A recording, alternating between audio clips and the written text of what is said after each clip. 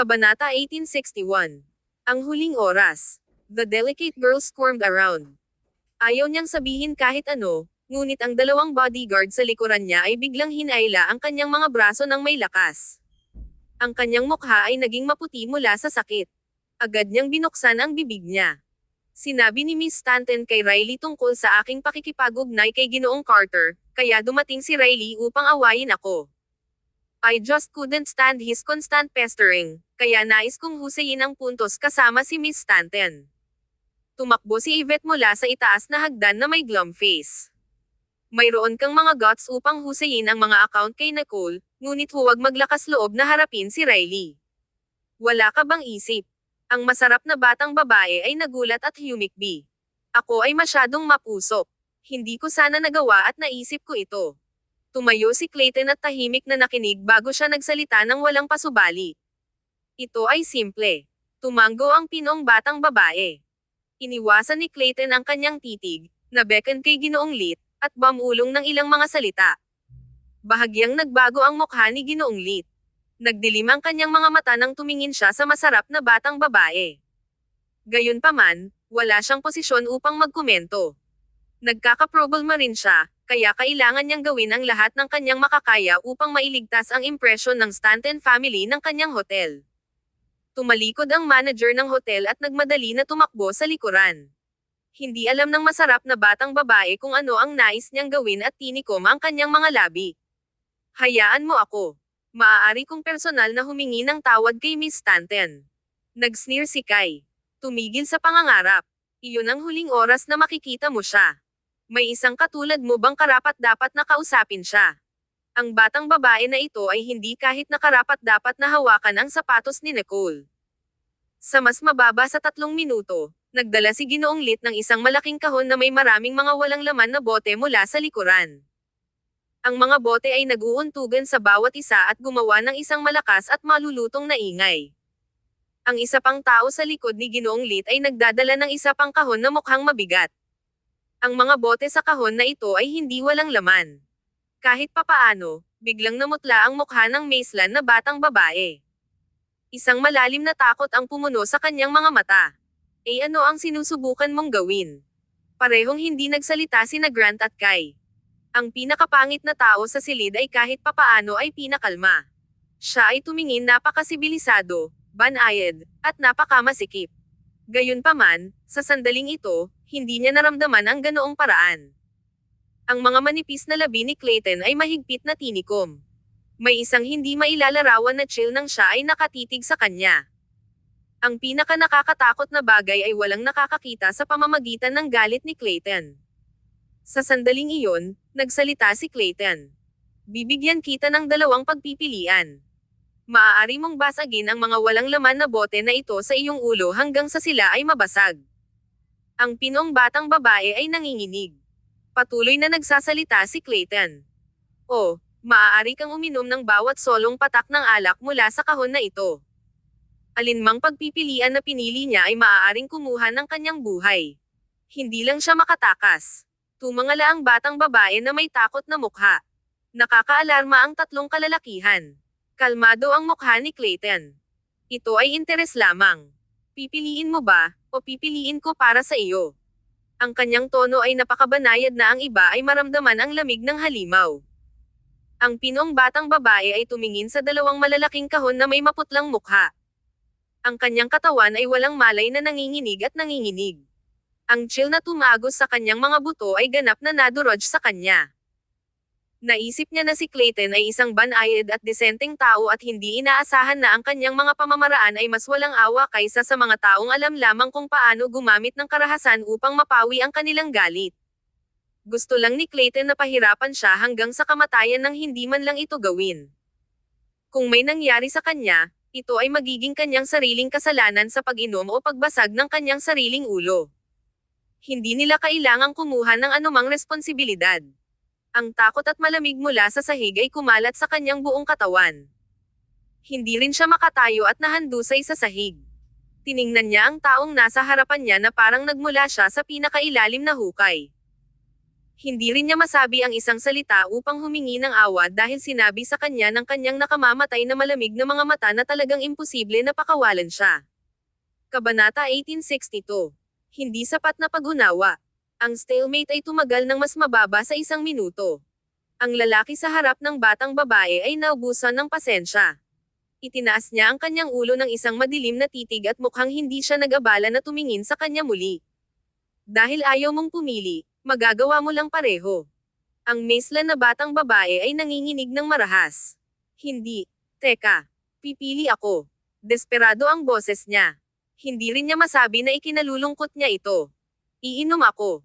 Alam ng mesla na batang babae na maaaring mawala siya sa kalahati ng kanyang buhay kung matapos niya ang box ng alak.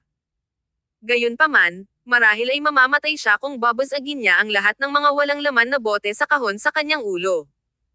Natakot siya at nalilito, ngunit pinili pa rin niya ang pinakamadaling landas para sa kanyang sarili. Sa puntong ito, hindi niya kayang manirahan ito ng labis. Nagpunta siya, nagbukas ng isang bote ng alak, at ibinuhos ito sa kanyang bibig. Ang nasusunog na sensasyon ay naging hindi komportable sa kanya, at hindi niya sinasadya na nais na iwaksi ito. Gayunpaman, nang makita niya ang malamig na titig ng lalaki sa harap niya, she simply did not have the guts to spit it out. Kinuha niya ang isang gulp pagkatapos ng isa pa. Napakahirap ng batang babae, at naramdaman niyang nasa awa siya ng mga kalalakihan na ito. Matapos uminom ng 2 bote ng alak, ang kanyang kamalayan ay nagsimulang lumabo, at hindi na ito makukuha ng kanyang tiyan.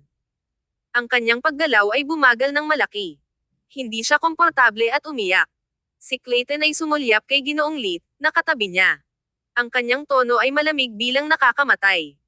Kumuha ng isang tao na tulungan siya at siguraduhin na tatapusin niya ang lahat ng ito ngayong gabi. Nang marinig ito ni Ginoong Lit, bahagyang nagbago ang kanyang mukha, ngunit hindi niya nakalimutan na tumanggo ang kanyang ulo. Oo, Ginoo. Naisip ni Ginoong Lit, nararapat ito sa babaeng ito dahil ginulo niya ang mga maling tao at hinayla pa rin ako kasama niya. Hindi sila magkakaroon ng anumang mahabagin na saloobin sa kanya. Nagulat ang masarap na batang babae.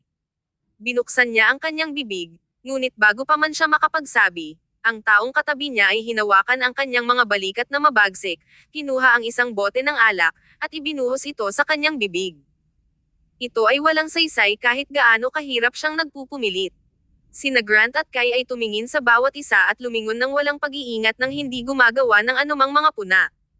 Sa sandaling ito, dumating ang sasakyan sa labas.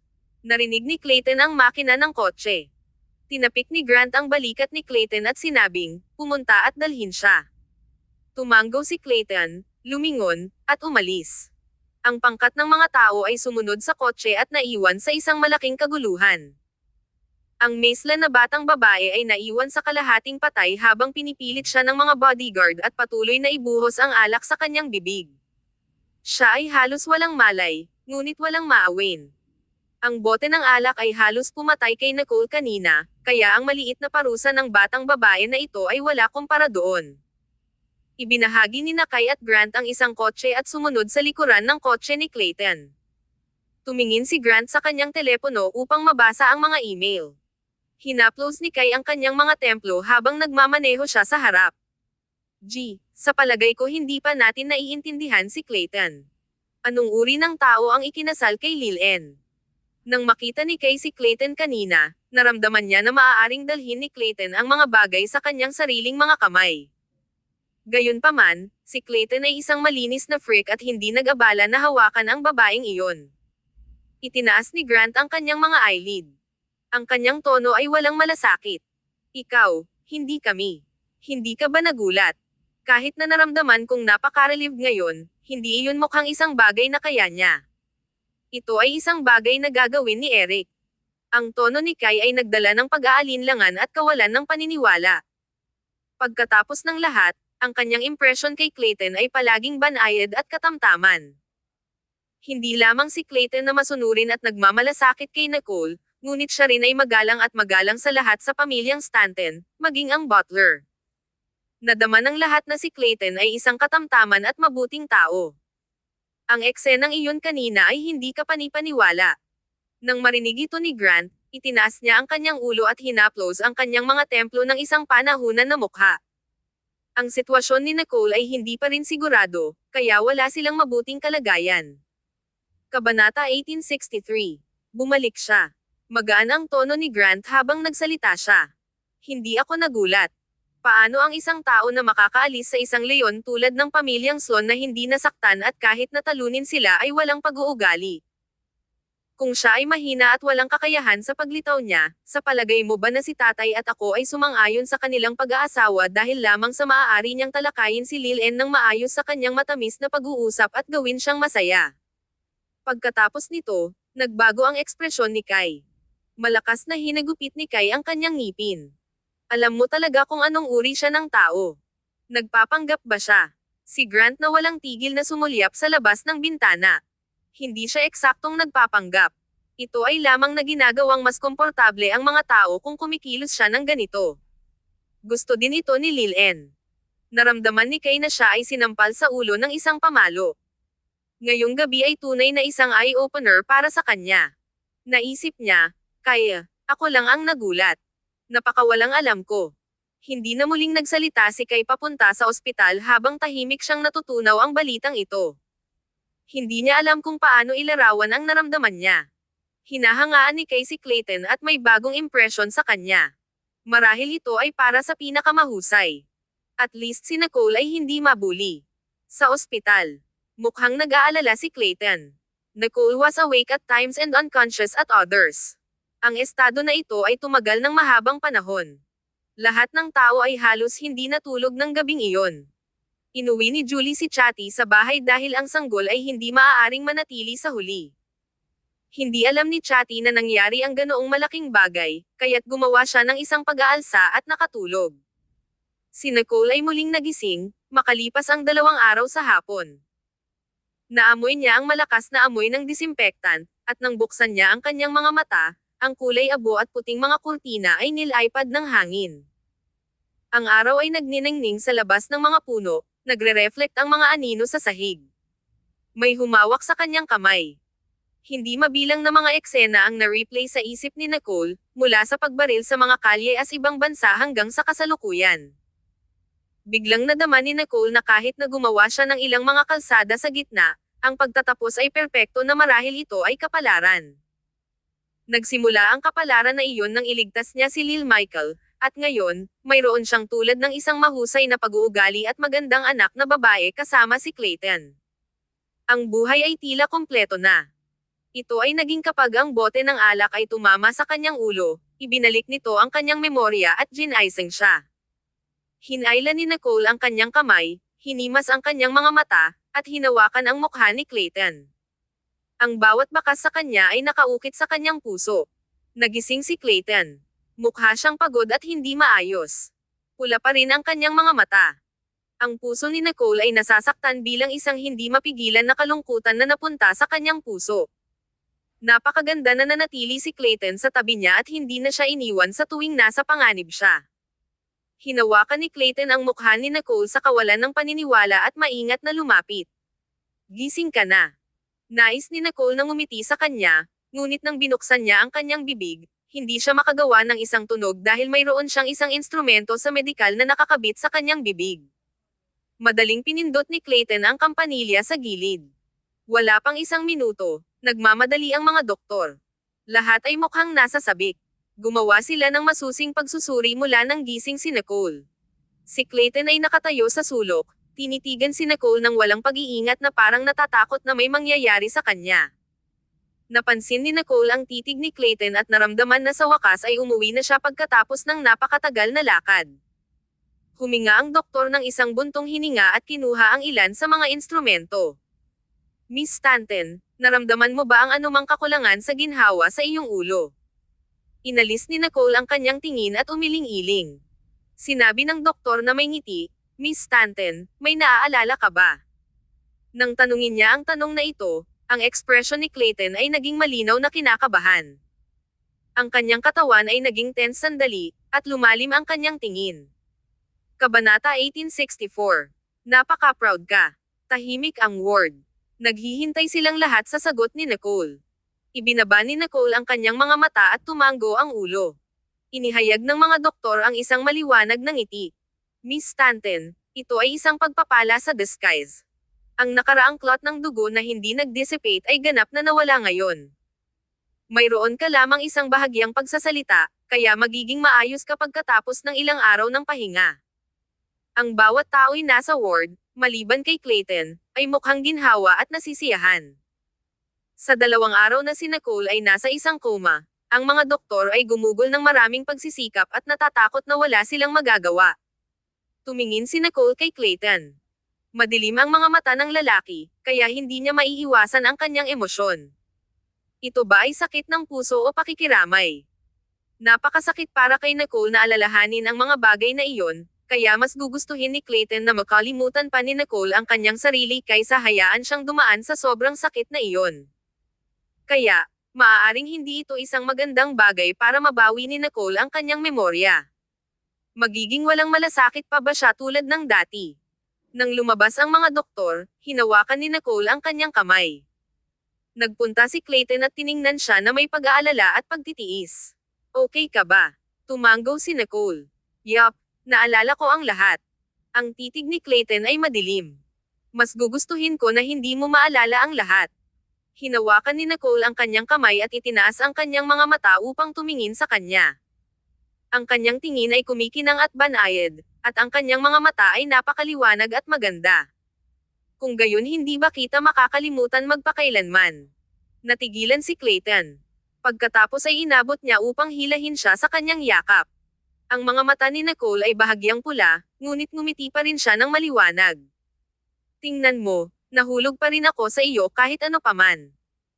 Hindi ka ba lubos na ipinagmamalaki ng iyong sarili? Nanginginig ang katawan ni Clayton.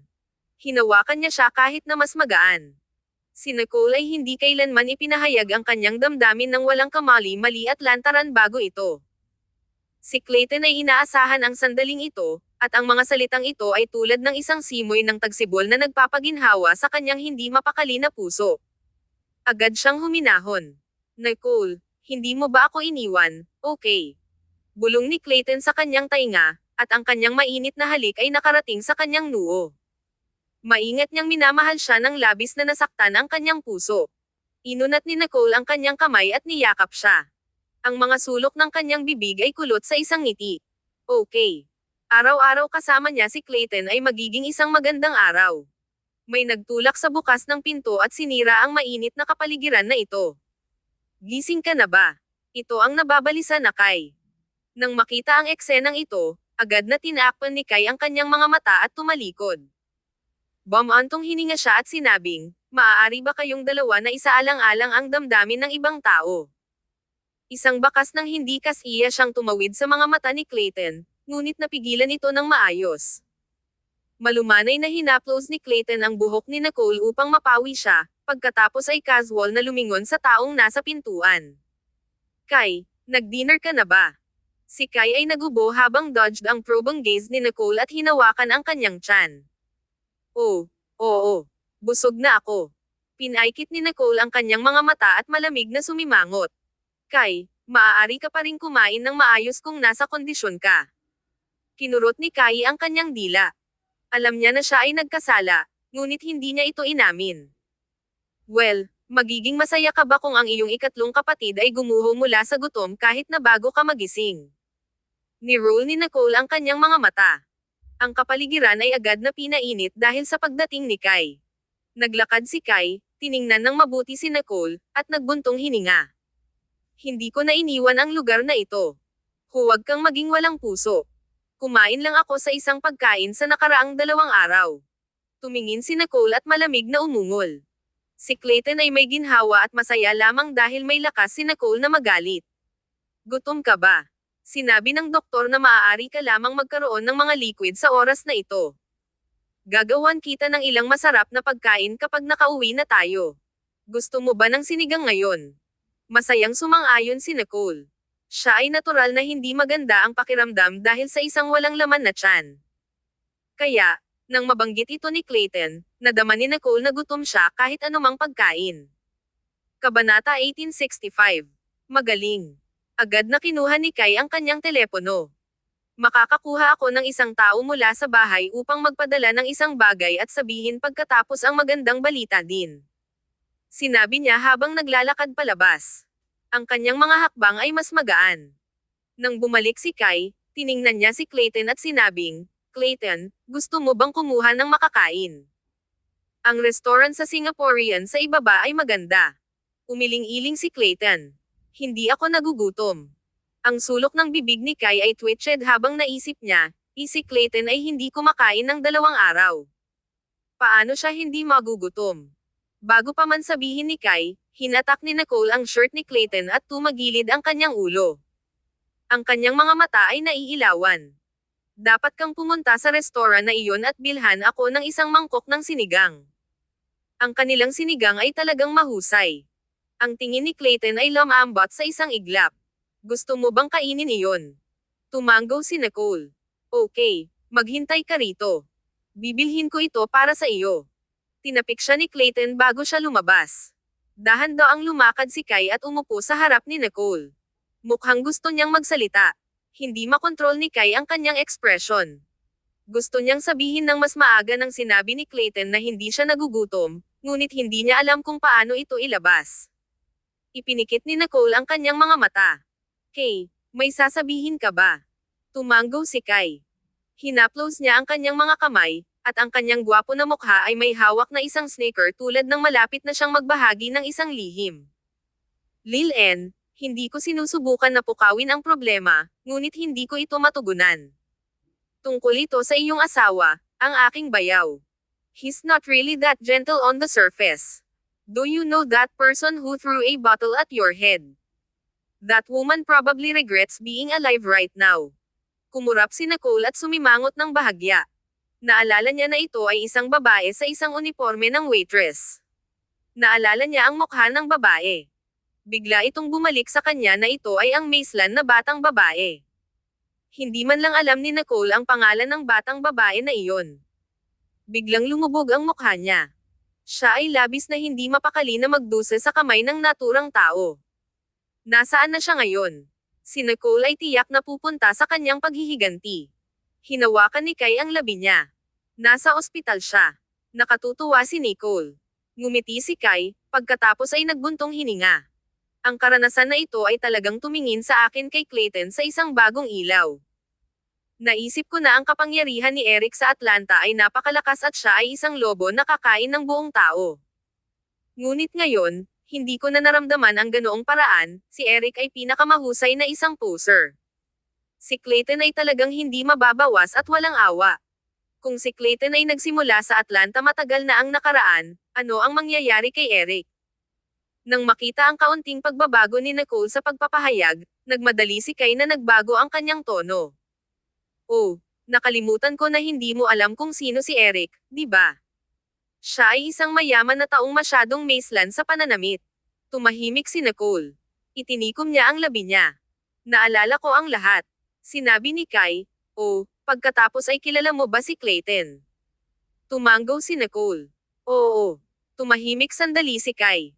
Bumantong hininga siya at sinabing, "Well, sa palagay ko ay masyadong walang kamali-mali. Sinabi ni tatay na dadalhin ka niya sa isang mambabasa ng tarot upang mabago mo ang iyong kapalaran.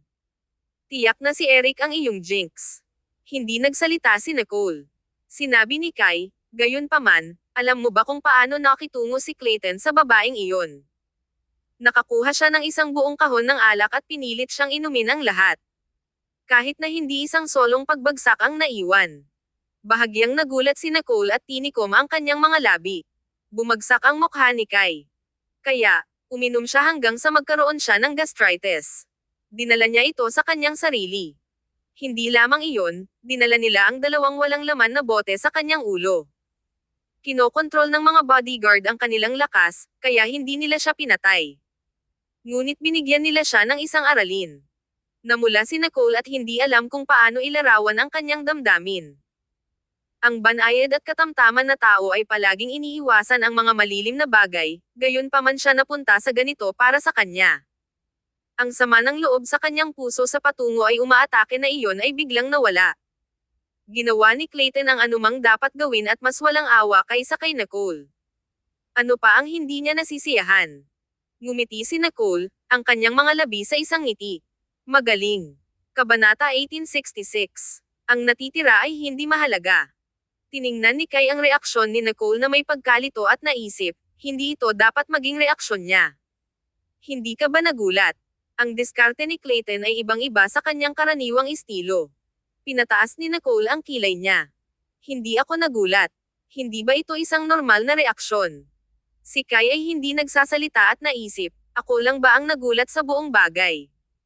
Ni-roll ni Nicole ang kanyang mga mata. Kai, wala ka talagang natutunan mula sa pagiging nasa industriya ng libangan ng matagal.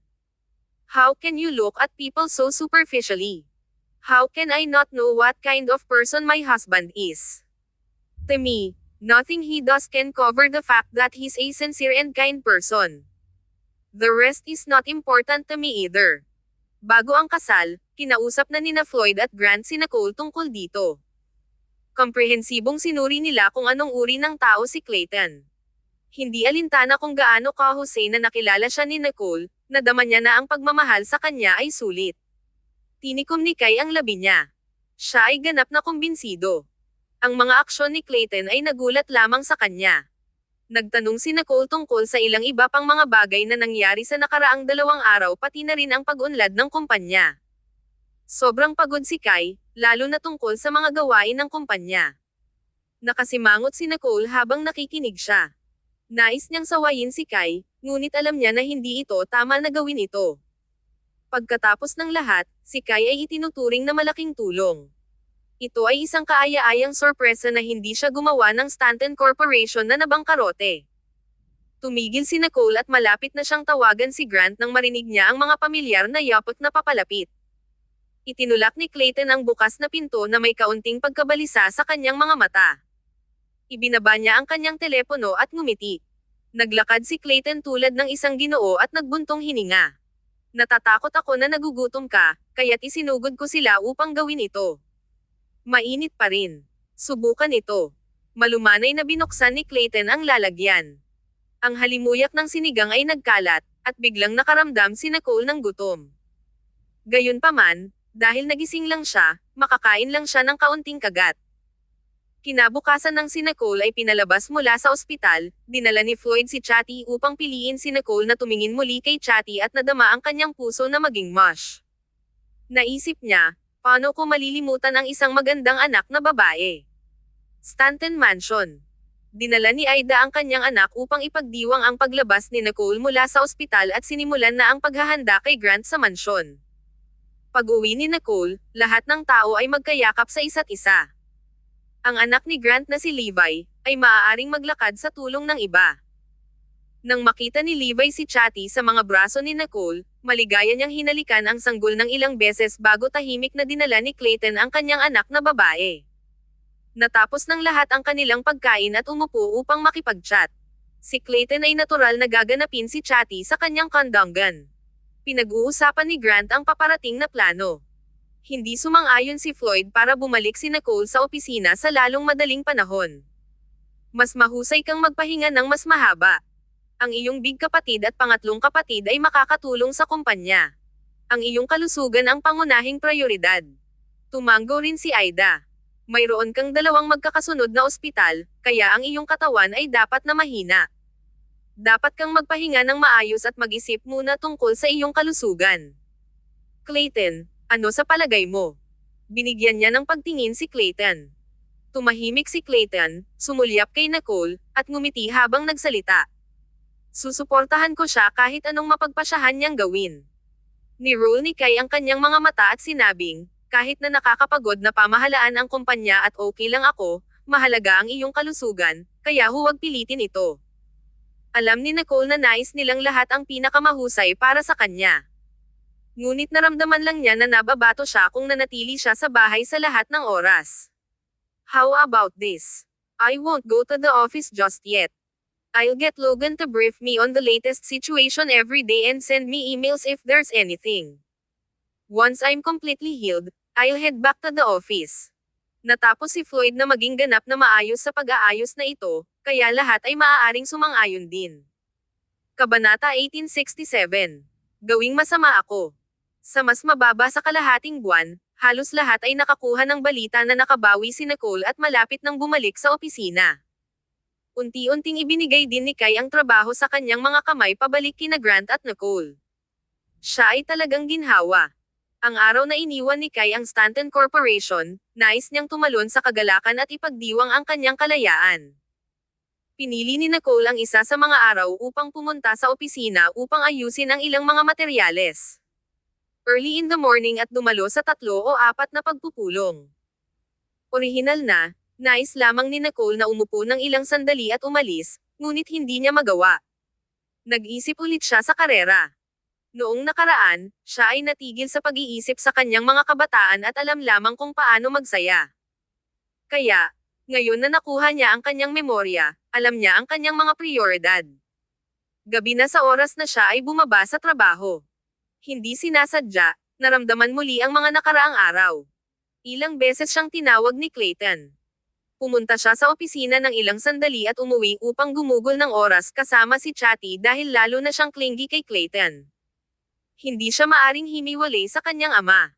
Nang makita na halos oras na, kinuha ni Nicole ang kanyang mga bagay at naglakad palabas. Tumayo si Logan sa labas at papasok na upang ipaalam kay Nicole ngunit biglang tumigil. Ilang sandali si Nicole. Ano ang mali? Tinikom ni Logan ang kanyang mga labi at sinabing, narito si Gerard Lickman ng J&L Corporation. Sinabi niya na dumating siya upang makipag-usap sa iyo tungkol sa kontrata ng susunod na quarter. Pinataas ni Nicole ng bahagya ang kilay niya. Bakit dumating si Gerard sa oras na ito? Bukod sa, walang kahit isang balita mula sa kanya dati. Sabihin mo sa kanya na gumawa ng isang appointment. O, maaari siyang makipag-usap kay Grant. Tumingin si Nicole sa oras at ayaw na antalahin ang kanyang schedule. Nagkaroon siya ng appointment sa hapunan kasama si Yvette. Kung matagal na siyang naghihintay, may inis si Yvette. Malapit na lamang nabuksan ni Logan ang kanyang bibig kung kailan naglalakad palabas mula sa kabaligtaran na silid ng komperensya. Matangkad siya sa magagandang tampok. Ang pilak na naka-frame na baso na suot niya ay sumasalamin sa isang malamig na glint, at ang kanyang suot na suit ay naging mukhang isang mahinahon na Ginoo. Ito ay si Gerard Lickman. Itinaas niya ng bahagya ang kilay niya at ngumiti habang naglalakad siya. Miss Stanton, matagal na. Bakit mo ako pinasasalamatan? Tayo ay magkakilala, ngunit napakahirap na makita ka. Pinaikit ni Nicole ang kanyang mga mata at sinulyapan si Logan. Tinikom niya ang labi niya at hindi gaanong nagsalita. Mr. Lickman, kung nais mong gumawa ng appointment ng maaga, natural na kailangan kong magtabi ng ilang oras para sa iyo. Ngunit sa kasamaang palad, mayroon na akong appointment ngayong gabi, kaya hindi kita maaliw. Dumating si Gerard. Bukod dito, kailangan pa rin nilang obserbahan ang sitwasyon para sa kasalukuyang kooperasyon sa pagitan ng Stanton Corporation at J&L Corporation. Kaya, si Nicole ay hindi magiging masigasig na palugdan siya. Tumawa si Gerard sa isang mababang boses. Siya ay may isang casual na pag-uugali at hindi kinuha ang lamig ni Nicole sa puso. Ito ang aking kasalanan sa pagpunta ng walang appointment, ngunit sadyang napunta ako rito upang bisitahin ka, Miss Stanton. Dahil bumalik ka sa Stanton Corporation, may higit na mga inaasahan para sa aming kooperasyon. Inaasahan ko rin na maaari tayong magtulungan tulad ng ginawa natin dati. Ibinaba ni Nicole ang kanyang mga mata, huminto, at tumango ng isang ngiti. Mr. Lickman, ano sa palagay mo ang aming mga kumpanya ay maaaring makipagtulungan para sa kapwa-benepisyo dahil nagtitiwala kami sa bawat isa? Kami sa Stanton Corporation ay tiyak na masaya na makita ito. Ngumiti si Gerard. Tiyak ko ngayon na nakilala kita, kaya hindi ko maaabala ang iyong date. Bakit hindi kita sabayan pa ibaba, Miss Stanton? Tahimik na tumingin sa kanya si Nicole. Sa una, nagkaroon siya ng magandang impresyon ng J&L Corporation dahil sa kakayahan ng pagbabago nito at pagpoposisyon sa merkado. Sa isang napakaikling panahon, pinamamahalaang din nila na sakupin ang isang mahusay na katayuan sa industriya. Nakamit din ang nakaraang kooperasyon, na hindi inaasahang magagandang resulta.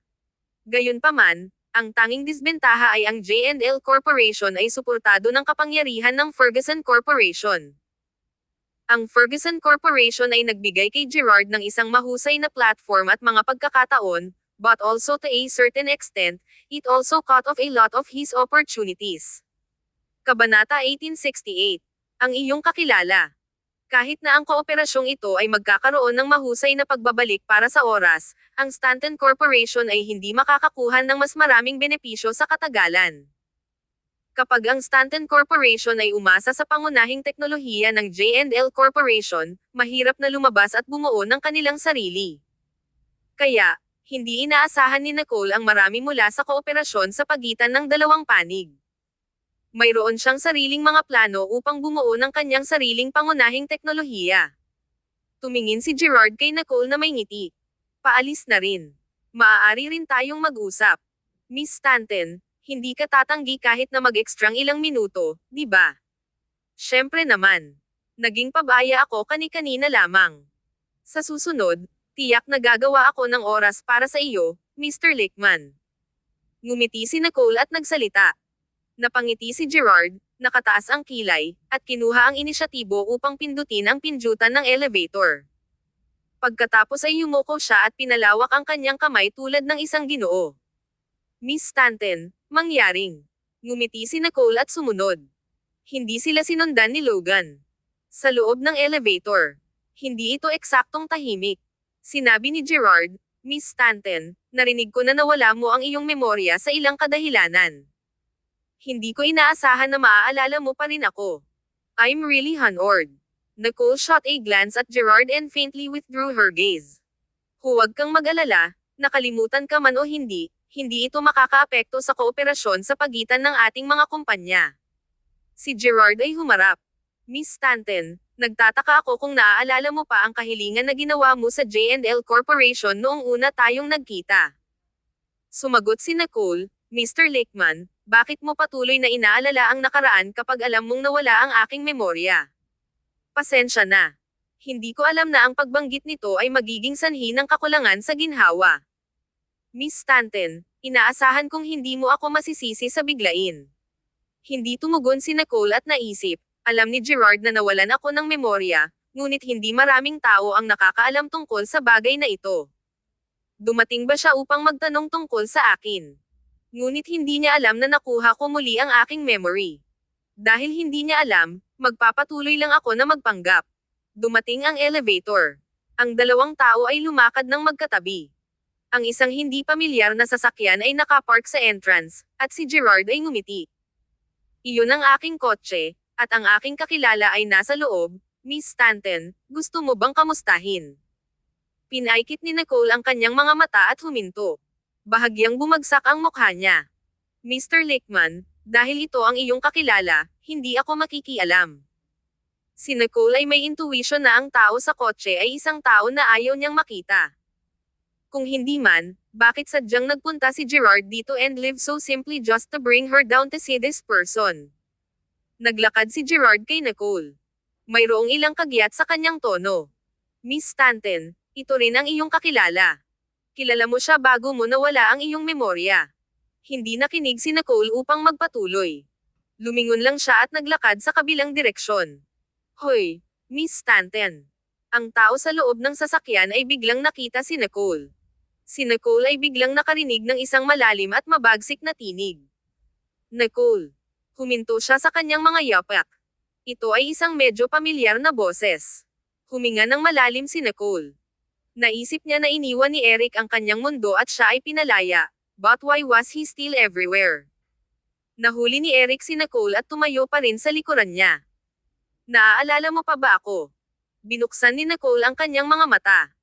Ang kanyang mabibigat na puso ay biglang walang pakiramdam, walang sakit o pamamanhid. Ito ay tulad ng pagkikita ng isang estranghero. Tumalikod si Nicole na parang walang nangyari. Ang kanyang mga mata ay nagliliwanag pa rin, ngunit nahaharap siya sa kanya ng higit na kagalingan. Hindi, sino ka? Ang mukha ni Eric ay nakikita ng malinaw, at ang kanyang katawan ay nanginginig ng bahagya. Alam niya ng mabuti ang tungkol sa kanyang pagkawala ng memorya, ngunit nakita niya ito ng kanyang sariling mga mata, nakaramdam pa rin siya ng isang mapurol na sakit sa kanyang puso. Ang kanyang dibdib ay nadama. Sa oras na ito, si Gerard ay hindi sumulong upang magsalita ng walang kaparirikan. Kabanata 1869. Hindi ka tinatanggap. Nadama ni Gerard na sinubukan na niya ang kanyang makakaya upang dalhin si Nicole kay Eric, dahil ang mga tao sa Stanton Corporation ay nag-iingat sa kanya, lalo na ang katulong ni Nicole na si Logan, na pumipigil sa sitwasyong ito. Naghahanap mula sa isang distansya, nadama ni Gerard na ang dalawang tao ay tila mula sa iba't ibang mga mundo. Parang hindi sila nagkakasama. Ang nakaraan ay matagal na nawala. Tiningnan ni Eric si Nicole gamit ang kanyang mga mata na mapula na mariing pinipigilan ang kanyang nakagagalit na emosyon. Gayunpaman, sa ilalim ng kalmado at walang malasakit na titig ni Nicole, kinailangan ding kumilos si Eric. Itinikom ni Eric ang kanyang labi. Ayos lang kung hindi mo ako matandaan. Maaari tayong makakuha ng reacquainted. Inunat niya ang kanyang kamay, kinakabahan na naghihintay para sa kanyang reaksyon. Matapos ang isang maikling katahimikan, dahan-daang itinaas ni Nicole ang kanyang mga talukap ng mata at pinakawalan ang isang ilaw na pagtawa. Hindi na kailangan iyon, maghintay tayo hanggang sa mabawi ko ang aking memorya dahil paano ko malalaman na ikaw ay isang mabuting tao. Matapos sabihin iyon, tiningnan ni Nicole si Eric na sumulyap kay Gerard, na nakasandal sa sasakyan sa likuran ni Eric. Si Nicole ay nagkukunwari, lumingon, at lumakad palayo. Ang katawan ni Eric ay tumigas habang nakatayo siya roon. Nakaramdam siya ng malamig na buto na parang isang balde ng tubig ng yelo ay ibinuhos sa kanyang ulo. Paano ko malalaman na ikaw ay isang mabuting tao? Ang kanyang tono nang sabihin niya na tunog na parang nakilala niya siya, but it also did not seem that way. Ang isang pakiramdam ng pagkakasala at lamig ay lumitaw sa kanyang puso. Hindi sigurado si Eric. Dahan-daang lumakad si Gerard. Napanood niya habang sumakay si Nicole sa kanyang sasakyan at umalis. Hindi pa rin lumipat si Eric. Ito ay hindi mailalarawan na nakakalungkot. Ang maimpluwensyang si Eric Ferguson na maaaring nakakatakot sa Atlanta ay mayroon ding darating na ganito. Tinapik ni Gerard ang balikat ni Eric. Mr. Ferguson, sinubukan mo na ang iyong makakaya, kaya kalimutan mo lang ito. Huwag maging huli para sa iyong paglipad ngayong gabi. Bumalik sila sa kotse. Dumiretso ang kotse sa paliparan ng hindi tumitigil sa ibang lugar. Ito ang huling pagbisita ni Eric bago siya umalis, at ito rin ang huling pagkakataon na ibinigay niya sa kanyang sarili. Kung si Nicole ay handang humawak ng isang sangay ng olibo sa kanya, kukunin niya ito kahit na nangangahulugang isuko ang lahat. Sa kasamaang palad, hindi niya ginawa. Ang titig ni Eric ay madilim habang tinitingnan niya ang bintana sa mabilis na pagdaan ng tanawin. Ang boses niya ay malalim. Ito ay marahil isang magandang bagay na hindi niya maalala. Bumantong hininga si Gerard. Siguro. Ngunit may masamang pakiramdam ako tungkol dito. Binuksan niya ang kanyang bibig ngunit hindi patuloy na nagsasalita. Medyo natakot si Gerard sa huling sulyap at titig siya ni Nicole bago siya umalis. Nagbigay ito sa kanya ng panginginig sa kanyang gulugad. Inaasahan niya na hindi siya mapapaloob ni Nicole sa bagay na ito. Tinawag ni Nicole si Yvette sa daanan, sinabi sa kanya na nais niyang kanselahin ang kanilang appointment sa hapunan mula nang makaramdam siya ng pagkabalisa tungkol sa engkwentro na iyon kay Eric kanina. Bumalik siya sa mansyon ng Stanton. Kahit na tumayo si Yvette para kay Nicole, alam niya na walang saysay na magalit kay Nicole dahil talagang kinasusuklaman ni Nicole at sinumpa ang bastos, Eric Ferguson. Gayunpaman, dahil nakalaan na si Yvette ng isang pribadong silid, agad niyang tinawag ang kanyang mga kasamahan. Lumabas si Lance upang makihalubilo kasama ang ilang mga kasosyo sa negosyo, kaya walang mga bosses sa opisina na nagbabantay sa mga empleyado. Kaya, ang lahat ay nasisiyahan. Ito ang pakinabang ng pakikinig sa asawa ng boss. Isang dosenang o kaya ang mga tao ay dumating, kaya't ito ay napakabuhay na buhay. Ang mga inumin, merienda, at mga platter ng prutas ay ipinadala sa isa't isa. Ang ilan sa mga mas liberal na kasamahan ay nagsimulang kumanta sa tuktok ng kanilang baga kasama ang mikropono, at lahat ay nasa sabik na sumama dito. Ang iba ay nagsimulang maglaro ng mga card at pag-inom ng mga laro. Masayang binuksan ni Yvette ang ilang mga bote ng mamahaling alak. Lahat, uminom sa nilalaman ng iyong puso. Lahat ay maligayang ibinaba ang alak at tumawa. Sa sandaling iyon, tumunog ang telepono ni Yvette. Tumingin siya sa ibaba at halos ibagsak ang kanyang telepono sa sahig nang makita niya ang mga salita. Tumatawag si Lance kay Yvette na huminto at kinuha ang kanyang telepono upang sagutin ang tawag. Hello. Kalmado ang tono ni Lance. Ito ay parang sadyang sinadya niyang maglaan ng oras upang tawagan siya. Sino ang kausap mo? Kabanata 1870. Nalantad. Naririnig ni Yvette ang tunog ng isang magaan sa telepono. Tila naninigarilyo si Lance. Tumahimik siya sandali at nadama na hindi siya maaaring manatiling kalmado kapag nakipag-chat siya kay Lance ayon sa kanyang nakaraang karanasan, napakadali na magkaroon ng problema. Kasama ko si Nicole. Hindi ba sinabi ko sa iyo kanina? Nais ni Yvette na tapusin ang tawag ng mabilis, kaya kinuha niya ang inisyatibo upang magsalita. Hindi mo ba ako pinagkakatiwalaan at nais mong mag-check up sa akin? Tumahimik si Lance ng ilang segundo. Pinakawalan niya ang isang ilaw na pagtawa na medyo malamig. Nicole. Matapang na sagot ni Yvette. Huminga ng malalim si Lance upang pakalmayan ang kanyang sarili, at biglang may masamang pakiramdam si Yvette tungkol dito. Bago pa man siya makapagsabi, sinabi ni Lance, maghintay ng isang segundo, I'll get Nicole na makipag-usap sa iyo. Matapos sabihin iyon, ibinigay ni Lance ang kanyang telepono sa taong katabi niya. Excuse me, magkakaroon ka ba ng isang salita kasama si Yvette? Ilang sandali si Yvette, at tumigas ang kanyang katawan. Bigla siyang naramdaman na tapos na siya. Sa susunod na segundo, isang pamilyar na tinig ang dumating sa pamamagitan ng telepono. Yvette, ako ito. Bumalik lang si Lance sa aking bahay kasama si Grant. Nais kong tanungin kung nais mong pumunta. Ipinikit ni Yvette ang kanyang mga mata. Bigla niyang naramdaman na ang kanyang kinabukasan ay madyugo. Ito ang unang pagkakataon na mabilis na nakalantad ang kanyang kasinungalingan. Binuksan ni Yvette ang kanyang bibig. Hindi na kailangan. Kinuha ni Lance ang telepono at pinakawalan ang isang magaan na pagtawa. Yvette, dapat kang bumalik at mag-isip tungkol sa kung paano mo nais na ipaliwanag ang bagay na ito. Matapos sabihin iyon, ibinaba niya ang telepono. Tinikom ni Nicole ang kanyang mga labi at nagmadali na kinuha ang kanyang telepono nagmensahe kay Yvette. Nagsinungaling ka. Sagot ni Yvette. Hindi ko inaasahan ang gayong pagkakaisa. Nag-type si Nicole. Ang asawa mo ay tila sobrang galit. Nag-type si Yvette. Oo, naramdaman ko ito. Nicole messaged Yvette. Mas mabuti kang makiusap na nagkasala. Sagot ni Yvette. Hayaan mo na, magsaya muna ako bago mamatay. Huminga ng malalim si Yvette at bumalik sa pribadong silid pa rin. Dahil nakalantad na siya, dapat lang siyang tamasahin ang sarili. Tahimik na pumasok si Yvette, kaya walang nagbigay pansin sa kanya. Lahat sila ay gumagawa ng kanilang sariling bagay. Ang ilang mga tao ay naglalaro ng poker, at ang ilan pa ay kumakanta ng kakilakilabot. Tumalikod si Yvette at natagpuan ang isang grupo ng mga batang babae na nagchismis at umiinom. Sila ang ilang mga batang babae mula sa harap ng desk.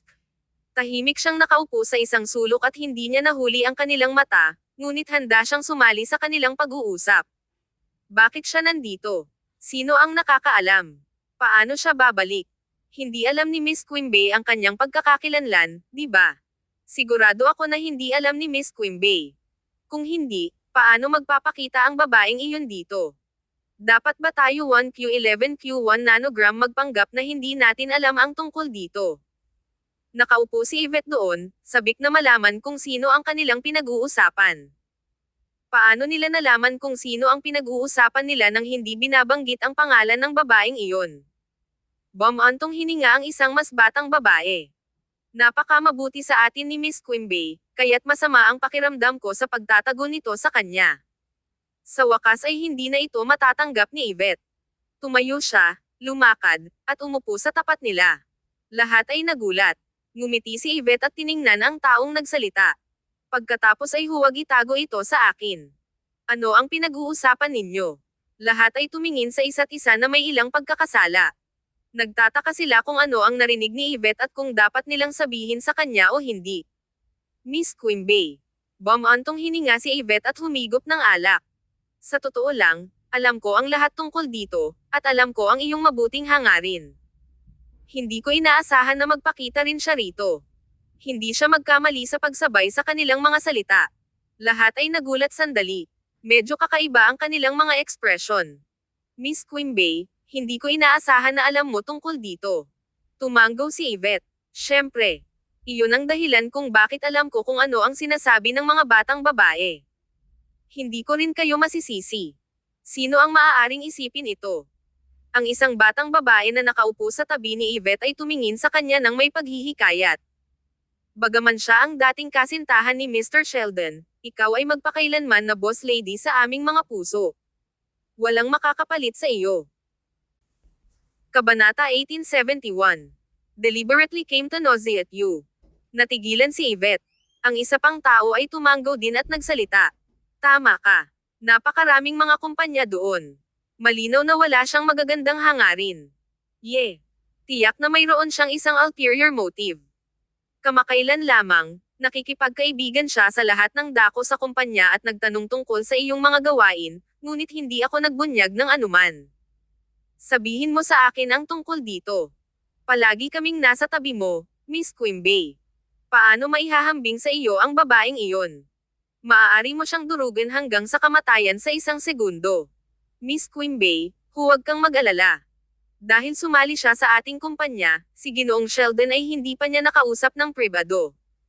Pinagmamasdan ko sila para sa iyo. Naramdaman lang ni Yvette na may sumuntok sa kanya sa mukha. Ilang sandali siya ay sumimangot.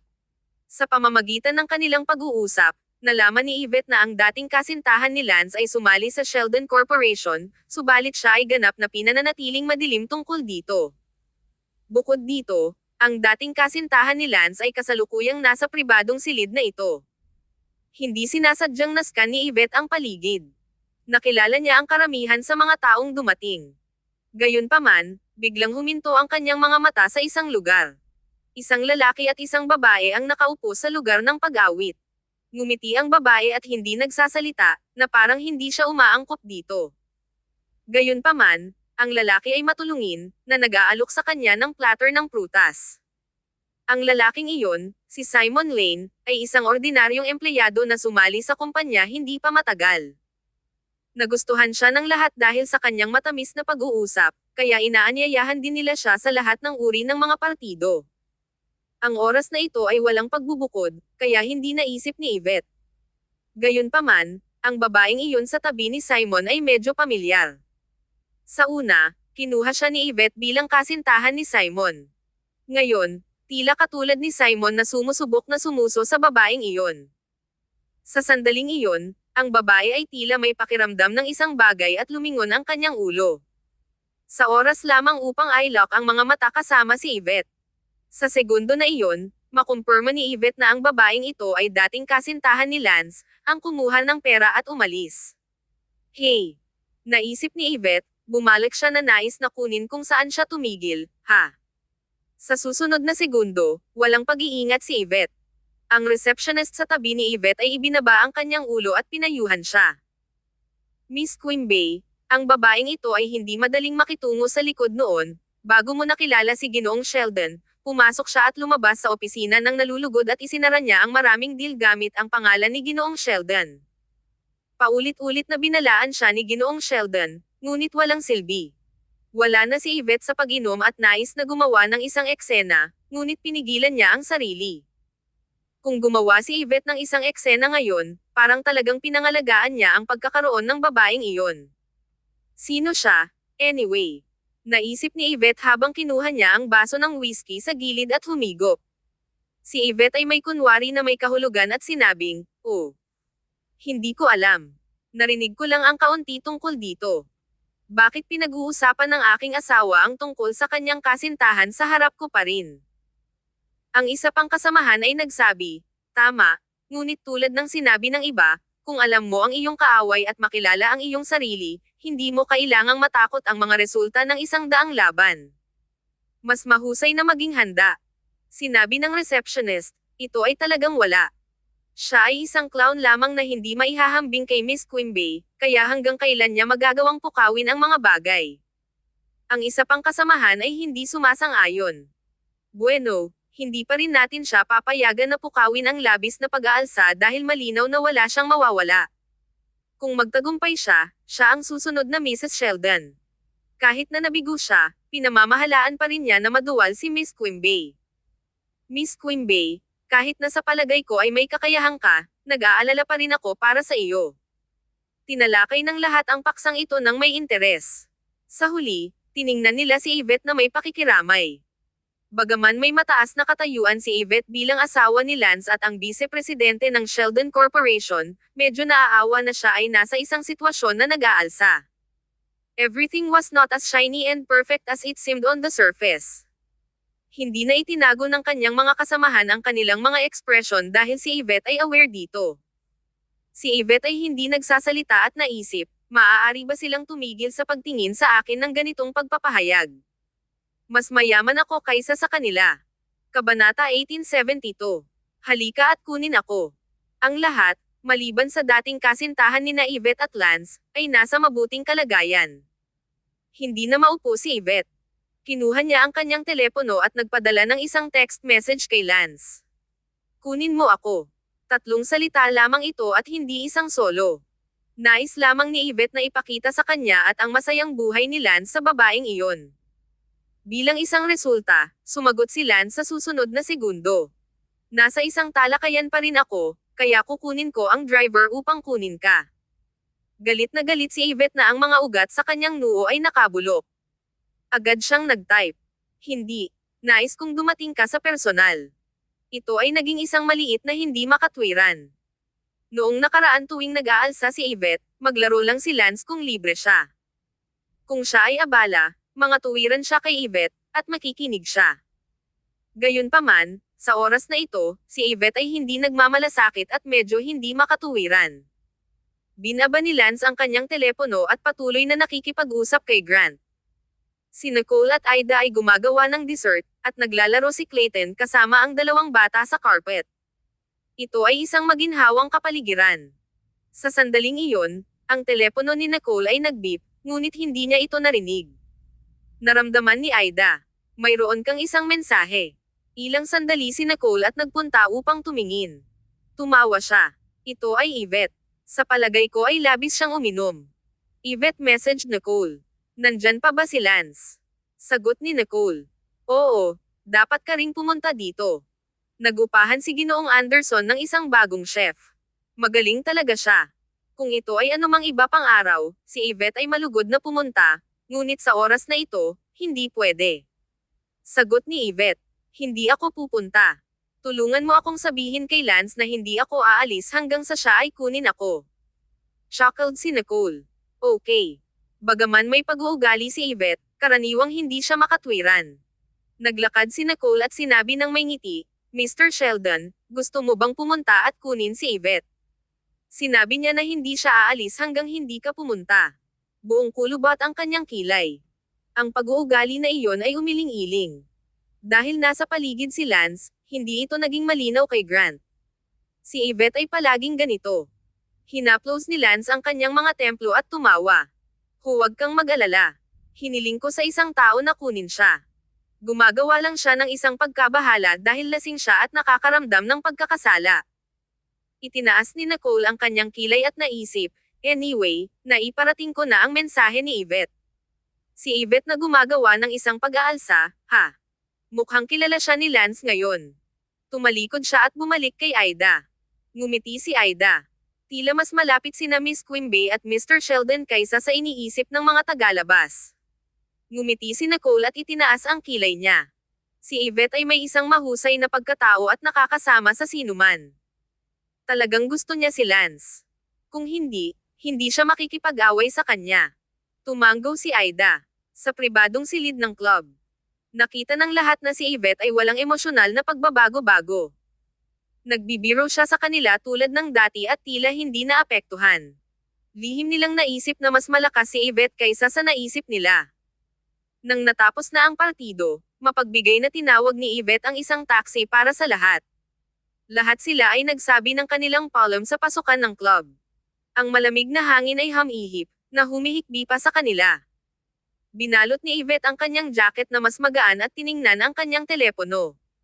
Wala. Mayroong ilang mga tao pa rin, na labis na uminom, na nahuli. Ibinaba ni Yvette ang kanyang telepono at tumingin sa likod. Ang dating kasintahan ni Lance ay sumusuporta sa bootlicker na si Simon, habang naglalakad sila sa labas. Lasing si Simon, kaya't siya ay nakakapagod habang naglalakad. Gayunpaman, ang kanyang mga mata ay napuno ng paghanga nang tumingin siya sa dating kasintahan ni Lance. Gayunpaman, ang ex-girlfriend ni Lance ay walang ekspresyon. Bukod sa pagsuporta kay Simon, hindi siya nagpakita ng isa pang pahiwatig ng pag-aalala. Malinaw na sa kanya si Simon, ngunit ang kanyang damdamin ay hindi nabanggit. Nakita ng dating kasintahan ni Lance si Yvette. Ang dalawang babae ay tumingin sa isa't isa sandali. Marahil ay alam nila ang lahat tungkol sa bawat isa, ngunit pareho silang nagkunwari na walang kamalayan. Kabanata 1873. Malalim na mapagmahal. Naglakad si Yvette, tulad ng isang superior na nag-aalaga sa kanyang mga subordinate. Ngumiti siya sa dalawang tao at sinabing, "Simon, uminom ka ng sobra. Umuwi ka at magpahinga ng maayos." Si Simon ay nagbulong, "Maaari pa akong uminom, Miss Quimby. Magkaroon tayo ng isa pang inumin." Tumawa si Yvette. "Simon, maaari tayong uminom muli sa susunod.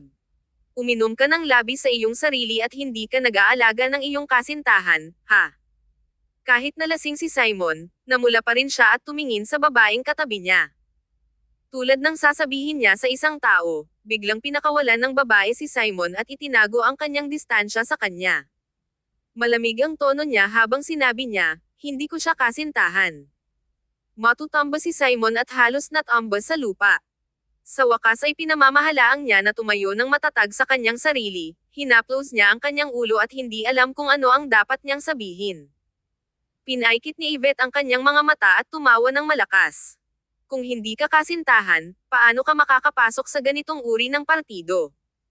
Ang mga miyembro lamang ng pamilya ang makakapunta. Miss, huwag mo siyang tretuhin tulad ng isang tanga o isang backup. Kung hindi mo siya pinangunahan, bakit kanya isasama?" Ang titig ng babaeng iyon ay malamig na parang halimaw habang sinulyapan niya si Yvette. Pinakawalan ni Yvette ang isang magaan na pagtawa at nadama na nasiyahan. Siya ay may isang kumpletong tagumpay sa pag-ikot na ito. Tulad ng pag-ikot niya, tumunog ang kanyang telepono.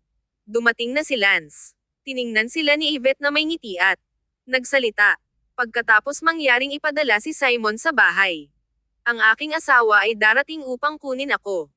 Mahal na mahal niya ako at hindi ko mapigilan na iwanan ako sandali."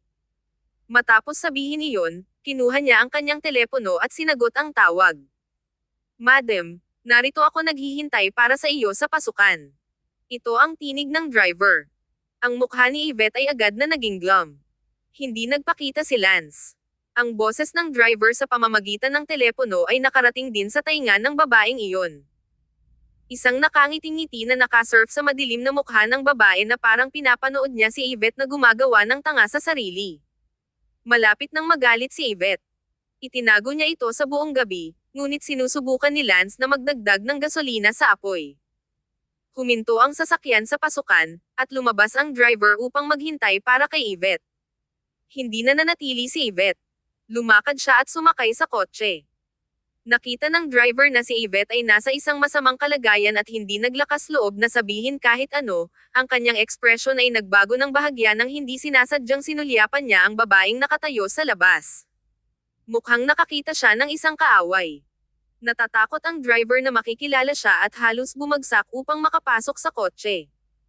Matapos siyang sumakay sa kotse, napagtanto niya na marahil ay nakilala ni Yvette ang kababaihan.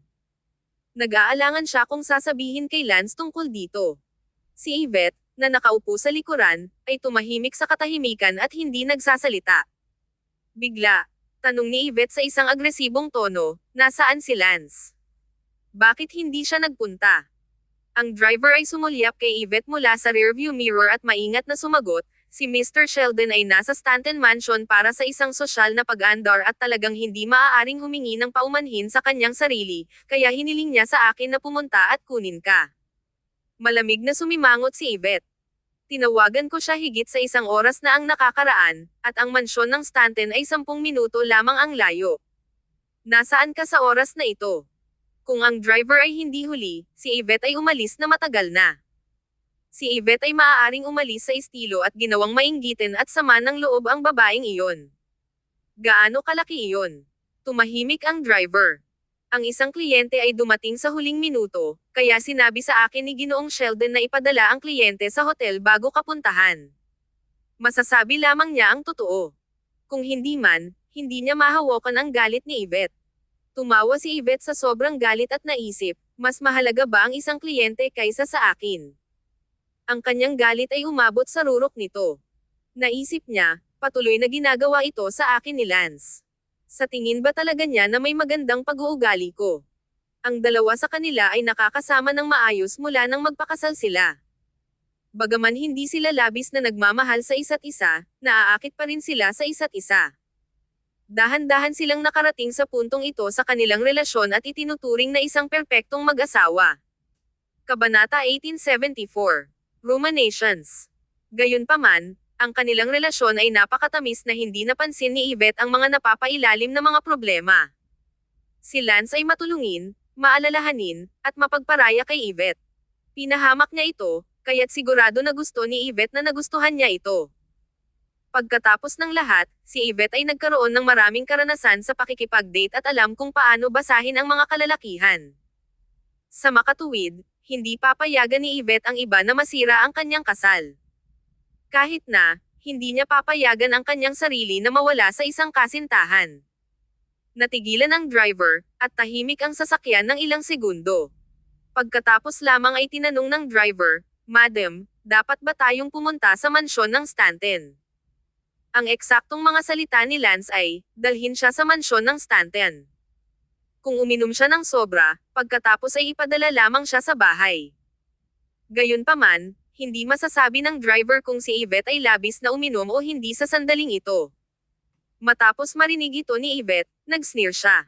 "Hindi, gusto kong umuwi." Agad na sinabi ng driver na walang ibang salita at nagmaneho sa direksyon sa bahay ni na Yvette at Lance. Naghintay si Lance ng mahabang panahon sa mansyon ng Stanton, ngunit hindi pa rin lumitaw si Yvette. Nalaman lamang niya na umuwi na si Yvette matapos tumawag ang driver upang ipaalam sa kanya. Si Yvette ay hindi nagpadala kay Lance ng anumang mga mensahe. Kumakain si Lance, at agad na nawala ang kanyang gana. Napansin ni Nicole na si Lance ay wala sa pag-iisip, kaya ngumiti siya at sinabing, dapat ay nagkaroon ng kaunting inumin si Yvette.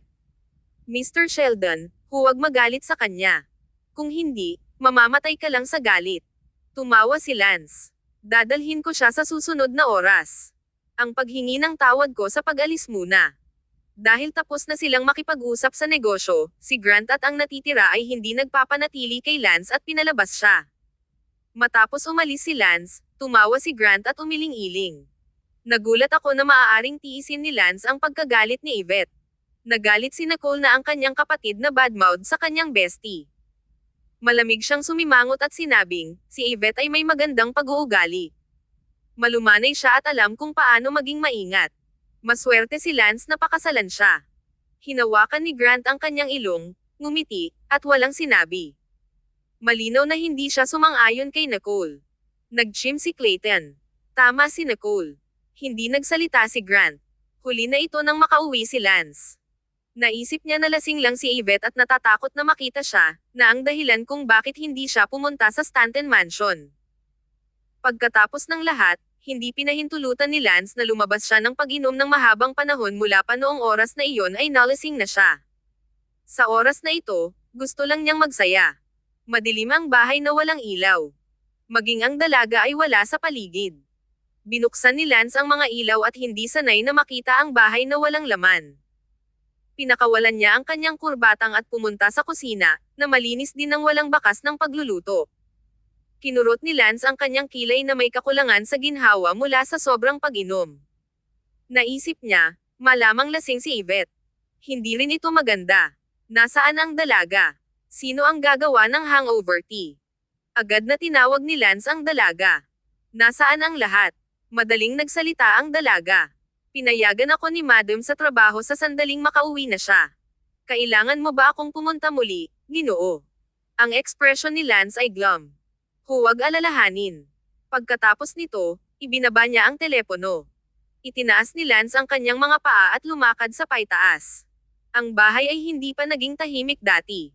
Ang katahimikan na ito ay nagparamdam sa kanya ng kawalan ng katiyakan sa ilang kadahilanan. He snickered at naisip, bakit ko kakailanganin ang seguridad? Si Lance ay nagwalk sa pintuan ng silid tulugan. Walang ingay sa loob. Pinahit niya ang doorknob, ngunit hindi ito mabuksan. Ang kanyang katawan ay tumigas ng bahagya. Kinurot ni Lance ang kanyang kilay, at ang kanyang mukha ay nagdilim habang naisip niya, talagang isinara niya ako. Hindi ito nangyari dati. Kumatok siya sa pintuan, ngunit walang paggalaw sa loob. Inisip ni Lance na marahil ay lasing si Yvette at hindi sinasadyang nalock ang pintuan, kaya't sumuko na lang siya, lumingon, at pumunta sa silid tulugan na panauhin. Sa loob ng silid, umupo si Yvette sa kama at tumingin sa bintana, hindi gumagalaw. Hindi niya alam kung kailan nagsimula siyang maging umaasa kay Lance. Nang marinig niya ang kanyang mga yapak na kumukupas, naramdaman niyang biglang bumagsak ang kanyang puso. Ang ganitong uri ng pag-asa ay naging hindi komportable sa kanya. Kabanata 1875. Stop fooling around. Halos maalala ni Yvette kung ano ang naramdaman noong kasama niya si Sean Moore. Naalala lamang niya na siya ay nag-aalala, nahihirapan, at napupuot sa sarili araw-araw noon. Ang kanyang mga araw kasama si Lance ay komportable na nakalimutan niya ang lahat, iniisip na maaari itong magpatuloy magpakailanman. Gayunpaman, ang pagdating ng babaeng iyon ay nagbigay sa kanya ng isang wake-up call. Alam ni Lance ang nakaraan ni Yvette tulad ng likuran ng kanyang kamay, habang siya ay may pangkalahatang pag-unawa sa kanyang nakaraan. Ito ay hindi patas, masyadong hindi patas. Ayaw ni Yvette na malaman ang tungkol sa nakaraan ni Lance sa kanyang kasintahan na hindi niya nais na malaman kung paano sila nakasama at hindi interesado na maunawaan ang mga piraso at piraso ng kanilang oras na magkasama. Gayunpaman, hindi niya makontrol ang kanyang isip mula sa pag-iisip tungkol sa mga pahirap na haka-haka. Naisip ni Yvette, mas masaya ba si Lance sa babaeng iyon? Mas wala ba siyang kontrol sa kama ng kasama niya ito? Pinukaw ba niya siya? Akala ko na pinamamahalaan ko si Lance, at na ako lamang ang kanyang isa. Ngunit marahil, ganyan lang siya. Kung maaari akong magkaroon ng tulad ng isang mayamang kasaysayan ng pakikipag-date, bakit hindi siya? Hindi niya mapigilan ang kanyang isip mula sa pag-iwas sa kontrol sa sandaling mayroon siyang pagdududa na ito. Ito ay talagang masyadong pahirap. Iwinaksi ni Yvette at lumingon sa kama at nakatulog lamang sa huling bahagi ng gabi. Ito ay isang magaan na pagtulog na hindi nagpahinga sa kanya. Sa kanyang panaginip, napanood niya si Lance at isa pang babae na tumayo doon at ngumiti sa kanya. Nang makalapit siya sa kanila, nakita niya ang mukha ng babae. Ngumiti si Lance at sinabi kay Yvette, ang tunay kong pag-ibig ay bumalik sa akin. Kumuha tayo ng diborsyo. Nais kong makasama siya magpakailanman. Sa isang iglap, si Yvette ay nagising. Marahas na nanginginig ang puso niya. Ang sikat ng araw ay ibinuhos sa pamamagitan ng bintana na nagdadala ng ilang babala sa maliwanag na umaga. Pinahintulutan ni Yvette ang kanyang dibdib at matagal nang huminahon. Hey! Matapos ang paghihigop, pinigilan ni Yvette ang lahat ng mga pag-uusap na iyon. Gayunpaman, hindi niya maipaliwanag ang isang pakiramdam ng krisis. Si Yvette at Lance ay ikinasal na, at hindi lamang ito dahil sa kanilang sariling kalooban. Ang mga interes na kapwa nila dinala sa kanilang kasal ay hindi papayagan ang alinman sa kanila na kumilos ng walang ingat. Inunat ni Yvette ang kanyang likuran at ngumiti. Naisip niya, mukhang nag-iisa din ako sa oras na nag-iisa kay Lance na naging labis akong nasisiyahan sa kanya. Lumabas siya na nakalimang pajama at naamoy ang aroma ng pagkain. Naglakad si Yvette at nakita na ang mesa ay nakapak na sa kanyang mga paboritong pagkain sa agahan. Sa sandaling iyon, wala siyang pakialam kung mahuhuli siya sa trabaho at umupo upang ihanda ang kanyang pagkain. Ang kabaligtaran na upuan ay walang laman. Marahil ay nagpunta na si Lance sa opisina. Ayaw ni Yvette na mag-isip tungkol kay Lance. Kumuha lang siya ng sopas. Dumating ang dalaga na may ngiti at nagsilbi ng ilang prutas. Madam, gumawa ako ng ilang hangover tea. Gusto mo ba ng ilan? Tumahimik si Yvette. Oo naman. Anyway, ang kanyang tiyan ay nadama ng isang maliit na hindi komportable. Ang dalaga ay nagdala ng isang tasa ng hangover tea. Ngumiti si Yvette at sinabing, salamat. Narinig ko na si Ginoong Sheldon ay labis na uminom kagabi, kaya iniwan ko ang isa pang tasa para sa kanya. Si Yvette ay bahagyang natigilan. Medyo malamig ang tono niya sa sinabi niya, hindi na kailangan iyon. Hindi niya ito inumin. Nagyelo ang dalaga. Isang malalim at malagkit na pagtawa ang tunog sa likuran niya, kasama ang isang tamad at antok na tinig, sino ang nagsabing hindi ko ito inumin? Tumawa ang dalaga, iniisip na nagbibiro lang ang mag-asawa. Dinala pa rin niya ang hangover tea at nagpunta sa kanyang trabaho. Ang katawan ni Yvette ay tumigas ng bahagya. Bagaman kinamumuhian niyang aminin ito, si Lance ay talagang kaakit-akit sa kanyang suit at sa kanyang tamad na mata ng maaga. Tumawa siya at sinabing, akala ko nagpunta ka sa opisina, kaya sinabi ko sa dalaga na huwag kang iwanan. Ngumiti si Lance. Hindi niya inilantad ang kanyang mga saloobin at naupo lamang sa tapat niya. Ang dalawa sa kanila ay tahimik na kumain, ngunit tumingin si Lance kay Yvette paminsan-minsan. Bihira na si Yvette ay hindi gumawa ng isang pagkabahala habang kumakain ngayon. Hindi man lang siya nagsabi ng isang salita. Kabanata 1876. Hindi komportable. Naisip ni Lance, galit pa rin ba sa akin si Yvette dahil hindi ko siya sinundo kagabi? Tumawa siya at pinunasan ang bibig niya. Bakit ka tahimik ngayon? Itinaas ni Yvette ang kanyang mga mata at kumuha ng isang kagat ng sandwich. Walang pag-uusapan. Itinaas ni Lance ang kilay niya. Tumingin siya sa kanyang nang matyaga at nagsalita. Naging abala ako kagabi. Ang mga stante na tumulong sa akin ng maraming pagkatapos, at nakikipagtulungan kami sa isang pangunahing proyekto sa lalong madaling panahon, kaya hindi ako makapag-iwan ng madali. Ito ay hindi ako nagloloko sa paligid ng ibang lugar. Si Nicole ay ang iyong pinakamatalik na kaibigan, kaya dapat mong malaman. Tumanggo si Yvette at ngumiti. Alam ko. May pakiramdam si Lance na may mali. Inilagay niya ang kanyang mga mata at talagang hindi maisip kung ano ito. Sinabi ni Yvette, marami rin akong inumin kagabi at hindi dapat naging hindi makatwiran upang maantala ang iyong schedule, sa kabutihang palad, hindi ka dumating. Kung hindi man, kung nawalan ka ng isang malaking proyekto dahil sa akin, hindi ko kayang bayaran ito kahit na ibenta ko ang aking sarili. Ang mukha ni Lance ay dumilim ng bahagya, at ang kanyang nakangiting mga mata ay nawala. Pinataas niya ang kilay niya. What exactly are you uncomfortable about? Naririnig niya ang panunuya sa mga salita ni Yvette. Wala itong kinalaman sa pamilyang Stanton o Nicole. O hindi mo inisip na mahuli kita kapag nagsinungaling ka sa akin upang uminom? Nagtataka si Lance kung sinusubukan ni Yvette na ilagay ang lahat ng sisihin sa kanya kapag ito ang kanyang kasalanan sa unang lugar. Tumahimik si Yvette. Kung hindi ito binanggit ni Lance, makakalimutan niya ito.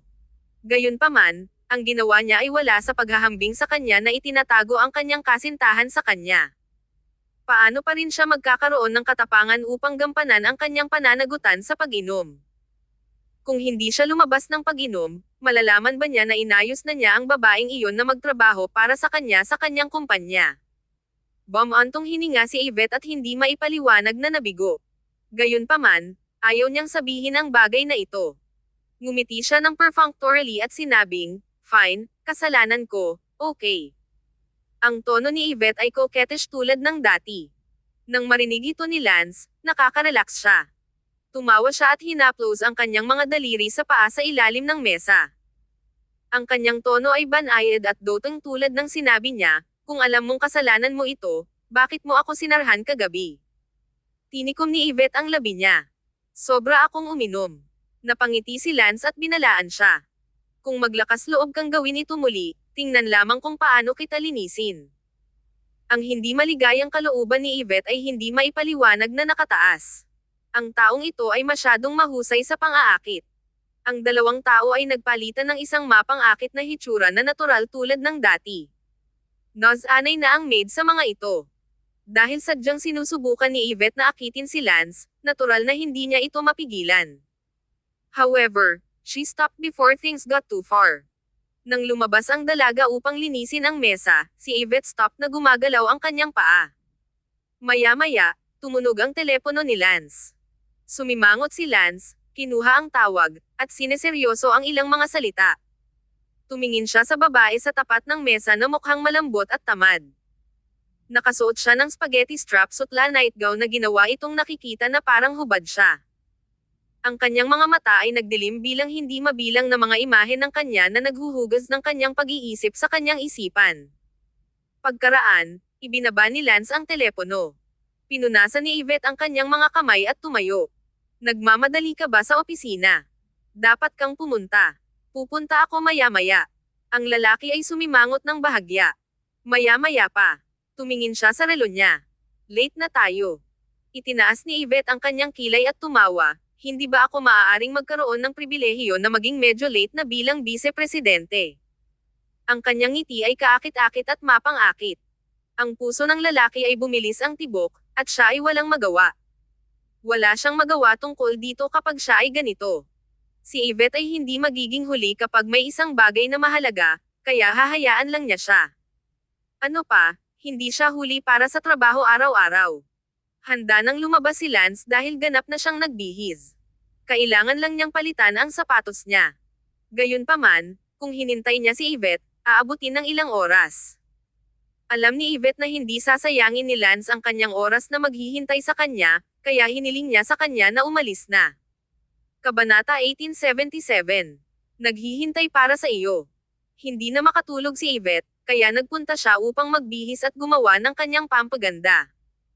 Orihinal na, hindi niya inakala na ang pagbihis ay mahalaga, ngunit dahil mayroon siyang karibal na pag-ibig sa opisina, hindi niya nais na maging isang kawalan sa anumang aspeto. Wala nang pakialam si Yvette kung naiwan ba o hindi si Lance. Pumunta lang siya sa dressing room upang palitan ang damit. Karaniwan, si Yvette ay magsusuot ng isang profesional na suit upang gumawa. Bagaman lahat sila ay mga tatak na may malaking pangalan at angkop na kasuotan sa opisina, kulang sila ng kanyang sariling pakiramdam ng estilo.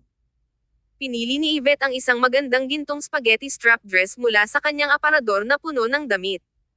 Ginawa nitong mukhang sexy at malandi, kaaya-aya na binabalangkas ang kanyang magandang figure. Labis siyang nasiyahan dito. Ngumiti siya at pumunta sa banyo upang ayusin ang kanyang pampaganda. Tumayo si Yvette sa harap ng salamin at hinangaan ang kanyang kagandahan. Kinuha niya ang kolorete sa gilid, ngunit bago niya maipahid ito sa kanyang mga labi, biglang nagbukas ang pintuan ng banyo. Pumasok si Lance at niyakap siya mula sa likuran. Mayroon siyang isang kamay sa paligid ng kanyang payat na baywang, na hinayla siya ng mahigpit laban sa kanyang katawan, at ang iba pang kamay ay gumala-gala sa ibang mga bahagi ng kanyang katawan, tinutukso siya. Nagulat si Yvette sa una. Medyo nagulat pa siya nang makita na ito ay si Lance.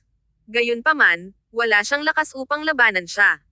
Tiningnan lamang niya ang kanyang pagmuni-muni sa salamin at maingat na isinuot ang kanyang kolorete, na hindi gumagalaw sa kanyang mga paggalaw.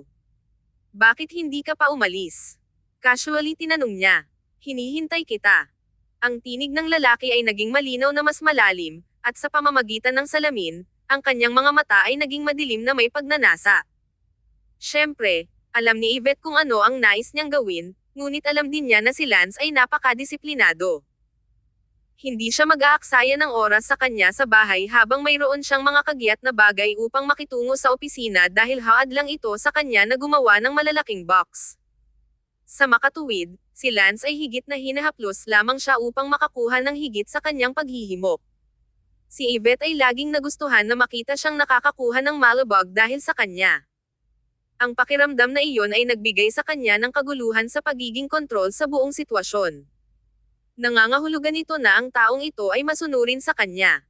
Kaya, ang kanyang mga mata ay nanatiling kalmado habang tinitingnan ang kanyang masungit, madilim na tingin. Bumalik si Yvette sa kanyang pandama. Binalot niya ang mga braso sa kanya, itinaas ang isang paa, at dahan-daang ibinalot ito sa kanyang baywang. Naghihintay ka sa akin. Ngunit hindi ako magiging handa ng ilang sandali. Ang lalamunan ng lalaki ay kumalas. Nakakainis ang mukha niya. Mukhang maraming dumadaan siya upang pigilan ang kanyang paghihimok. Ang kanyang matinding titig ay may sukat na damit na suot ni Yvette, na walang tigil na ipinahayag ang kanyang panloob na mga saloobin. Bakit ka nagbihis ng ganito? Saan ka pupunta mamaya? Ang kanyang tono ay medyo malupit habang ang kanyang kamay ay gumala sa buong katawan niya upang samantalahin siya hanggat kaya niya.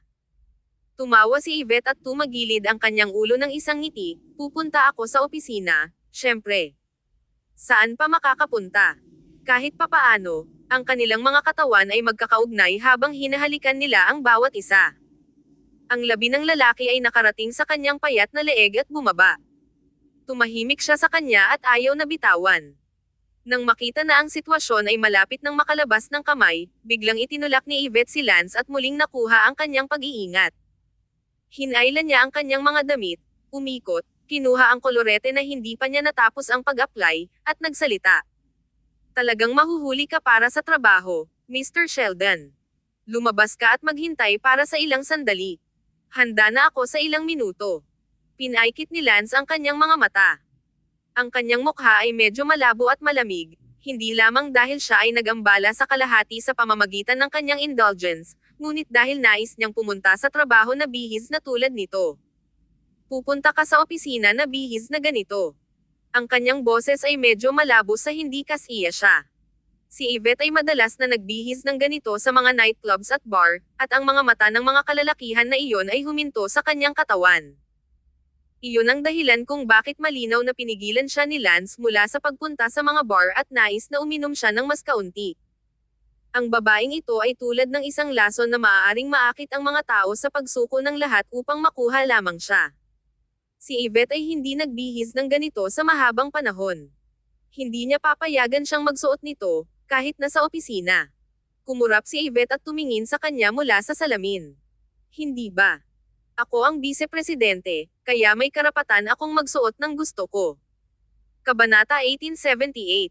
Ginawa mo ito sa layunin. Huminga ng malalim ang lalaki at marahil ay nasa sabik sa kanyang saloobin. Mukha siyang matigas ang ulo. Maingat na inilapat ni Yvette ang kanyang kolorete, ngunit hindi siya nasiyahan sa isang maliit na bahagi ng kanyang inilalapat. Kaya, nag-aalangan siyang naisip kung dapat niyang panasan ito at muling mag-apply. Ang lalaki sa likuran niya ay nagpatuloy muli. Pinigilan niya ang kanyang paghinga, at ang kanyang tinig ay mababa at malupit tulad ng sinabi niya, hindi, kahit na ikaw ang vice-presidente. Sa palagay ko hinihiling mo lang ito. Kinurot ni Yvette ang kilay niya. Tulad ng malapit na siyang magsalita, ang lalaki ay nagsimulang i-unbuckle ang kanyang sinturon. Naging mapatla ang kanyang mukha, at may masamang pakiramdam siya sa kanyang puso. Lance, oras na para pumunta ka sa opisina. Gayunpaman, bago siya makatakas, nakakulong na siya ni Lance sa kanyang yakap. Hinawakan niya ang mga braso at ibinaba ang ulo upang halikan siya. Hindi maaaring yumigtad si Yvette. Hinawakan siya ni Lance ng isang kamay, habang ang iba pang kamay ay nagsimulang gumala sa paligid ng kanyang katawan. Nagpatuloy siya kung saan siya tumigil. Gayunpaman, naiiba ito sa dati. Hindi lang niya gusto ang lasa niya. Nais ni Lance na pumunta sa lahat ng paraan. Masaya si Yvette na makita siyang nawalan ng kontrol sa sarili, ngunit hindi na siya kontrolado. Bigla siyang lumingon, at ang kanyang katawan ay pinindot sa likuran niya. Ang kanyang mga aksyon ay hindi mapigilan na magaspang. Si Yvette ay ganap na nawala ang inisyatibo nang tumagos sa kanya si Lance. Ang magagandang damit ay nasira din at maluwalhati na inabandona bago ito makita ang ilaw ng araw. Tinapon ni Lance ang damit sa mga pag-urong, na nakakalungkot na nakabitin sa katawan ni Yvette. Si Yvette ay nakabagbag puso. Gayunpaman, ang kanyang utak ay hindi maaaring gumana sa sandaling ito habang ang kanyang katawan ay lumipat pataas at pababa sa mga paggalaw ni Lance. Naisip ni Yvette, inipon ba ng bastos na ito ang lahat ng kanyang lakas mula kahapon para sa sandaling ito? Hindi niya sinasadyang pinasimulan ang kasiyahan na ito. Ang madilim na mata ni Lance ay nakatitig sa kanya. Hindi siya nag-extrang anumang enerhiya, ngunit ang kanyang mukha ay malamig at nakalaan na parang hindi siya ang nasa kilos. Paulit-ulit na tumunog ang telepono sa labas, ngunit hindi rin nagmamalasakit si Lance. Nang marinig ni Yvette ang kanyang malalim na panteng sa tabi ng kanyang tainga, naramdaman niya ang kalahati ng kanyang katawan na namamanhid. Pagod na siya, ngunit ito ay kasiya siya. Bago ang dalawa ay nalubog sa kanilang kilos, hindi nakalimutan ni Yvette na magreklamo sa kanya. Nandito pa rin si Mrs. Sally. Darating siya kung naririnig niya tayo. Tumawa ang lalaki. Ang kanyang tinig ay tulad ng isang vortex na maaaring sumuso sa kanya. Wala na siya. Sa pagtatapos nito, si Yvette ay hindi makaramdam ng isang bagay. Dinala siya ni Lance sa itaas na silid sa silid tulugan. Humiga siya sa kama tulad ng isang puder ng tubig, hindi na may angat ang kanyang mga daliri. Kumusta naman si Lance? Si Lance ay nagsuot ng kanyang damit sa kabuuan, at siya ay mukhang malinis. Kahit na ang isang strand ng kanyang buhok ay hindi magulo. Nilinis lang niya at lumabas ulit.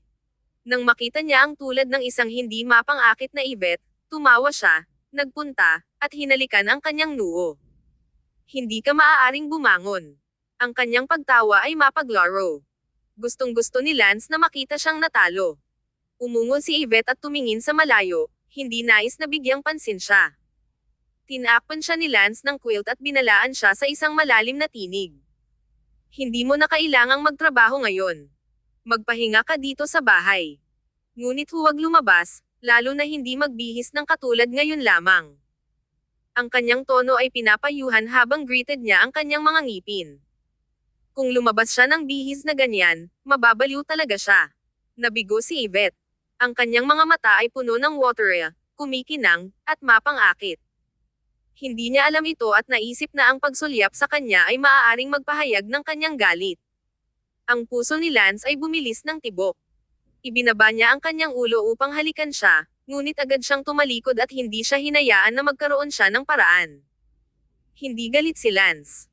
Sa halip, labis siyang nagpapatawad marahil dahil nasiyahan na ang kanyang katawan.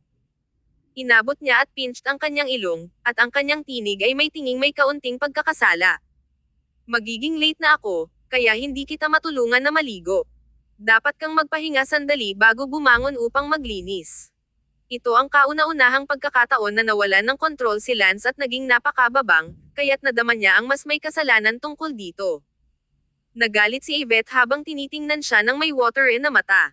Ginawa mo ito na may layunin, di ba? Kabanata 1879. Dumating upang mag-check up sa kanya. Tumawa si Lance at hindi sumagot sa tanong ni Yvette. Inalis niya ang kanyang pananabik na titig, lumingon, at umalis. Tumingin si Yvette sa kanyang likuran at ipinikit ang kanyang mga mata. Hindi niya maalala ang kapanapanabik at mausok na eksena kanina. Ang kanyang mukha ay bahagyang flush. Ang init sa buong katawan niya ay unti-unting umatras bago siya kumalma. Naisip ni Yvette, ano ang tungkol sa kanyang kasintahan? Wala siya sa akin. Pagod na siya, kaya't nagpahinga siya sandali. Halos tanghali bago siya magkaroon ng lakas upang bumangon.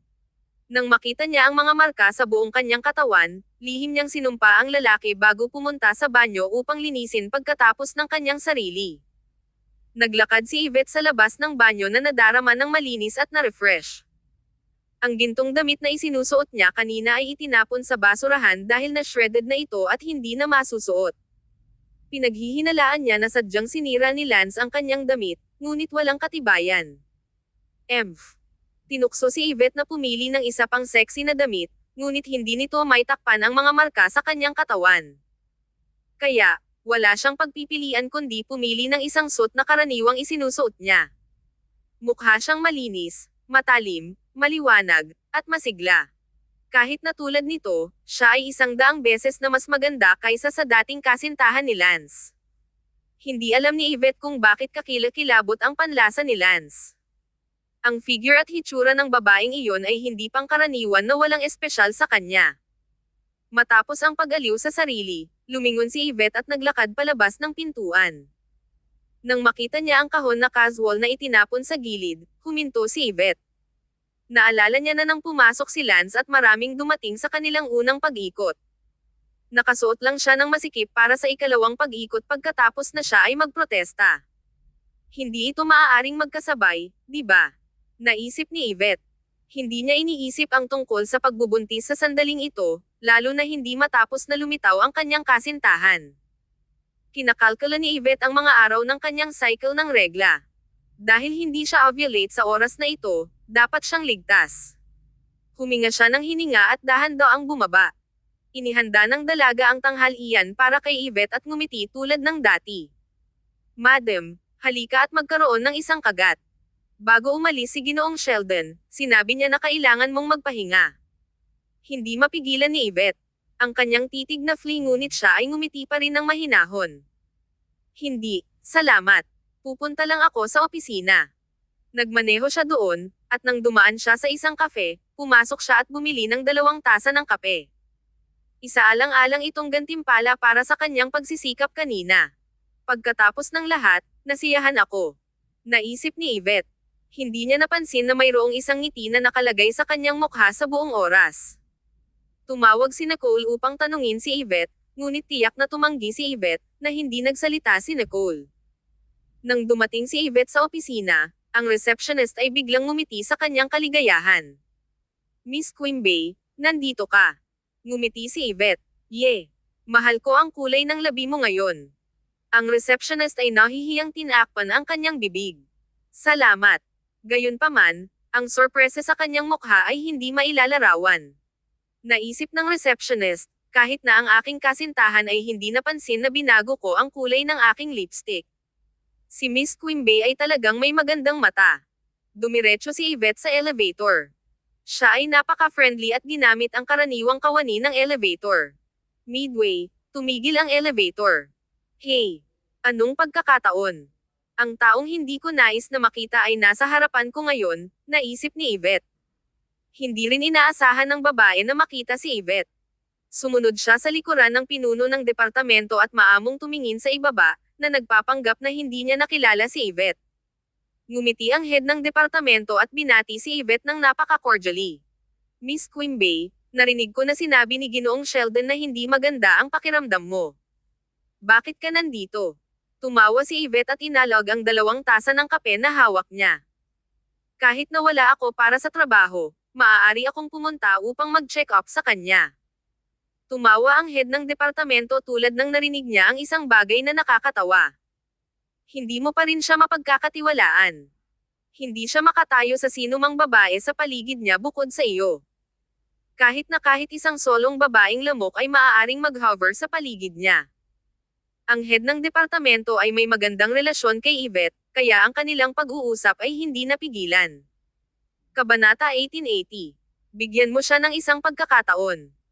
Sinulyapan ni Yvette ang babae sa likod ng pinuno ng departamento, kaya't dali-dali niyang binuksan ang kanyang bibig upang ipakilala sa kanya. Nakalimutan kong ipakilala sa kanya. Siya ang aming bagong empleyado, si Whitney Locke, na bumalik lamang mula sa ibang bansa. Siya ay isang bihirang talento na ginamit upang magtrabaho para sa LG. Whitney, ito ang vice-presidente ng aming kumpanya na ang asawa ni Ginoong Sheldon. Ito ay ang pangalan ng dating kasintahan ni Lance ay si Whitney Locke. Magalang nang ngumiti si Whitney at tumanggo nang hindi nagsabi ng isang salita. Ito ay parang hindi pinakawalan ni Whitney ang kanyang pagmamataas, na parang nakayuko ang kanyang ulo ay isang kahihiyan. Naisip lang ni Yvette na nakakatawa ito. Ibinalik niya ang kanyang titig at sinabi sa isang mapurol na tinig, ang mga dayuhang kumpanya ay may mas mahusay na mga benepisyo kaysa sa aming kumpanya. Miss Locke, bakit ka interesado sa aming kumpanya? Ayaw ni Whitney Locke na makipag-usap kay Yvette, ngunit natatakot siya na mapansin ng pinuno ng departamento ang isang bagay na kakaiba sa kanya. Marami pang mga pagkakataon sa media niya, at hindi rin gaanong mapagkumpetensya. Ang ulo ng departamento ay palaging nadama na ang resume ni Whitney Locke ay mahusay. Kaya, sumang-ayon siya sa lahat ng kanyang mga kondisyon nang siya ay unang na-recruit upang mapanatili ang talento na ito. Tumawa si Yvette. Ganito ba? Sa pagkakaalam ko, ang mga nagbabalik mula sa mga malalaking dayuhang kumpanya sa ibang bansa ay hindi kinakailangang may talento. Maaaring ito ay dahil sila ay tinanggal.